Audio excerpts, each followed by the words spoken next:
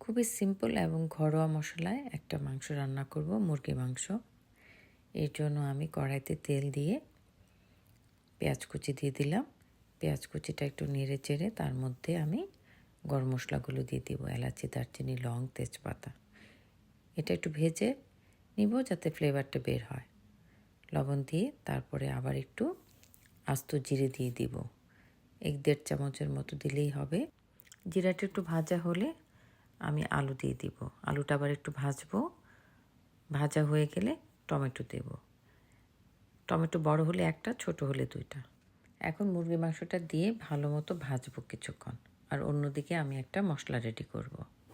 3 table চামচ টক দই, 1 চা চামচ হলুদের গুঁড়ো, 1 চা চামচ মরিচের গুঁড়ো আর 1 চা চামচ জিরের গুঁড়ো নিব। আমার কাছে রসুনের পেস্ট নাই, তাই আমি 3 চা চামচ গুঁড়ো রসুন ব্যবহার করলাম আর 1 টেবিল চামচ আদা পেস্ট ব্যবহার করলাম। সবগুলো মশলা এখন আমি ভালো মতো মেশাবো আর সাথে একটু গরম মশলার গুঁড়ো ব্যবহার করব, আধা চা চামচের মতো। একটু পানি দিয়ে মশলাটাকে ভালো মতো মিশিয়ে মাংসের সাথে মিক্সড করব। বাটিটা ধুয়ে একটু পানি দিয়ে দিব, এর থেকে বেশি আর পানি দিব না। এই মুরগি মাংসতে এমনি পানি উঠে। এই মাংসটার বৈশিষ্ট্যই হলো আমি ঢেকে ঢেকে অল্প আঁচে রান্না করব।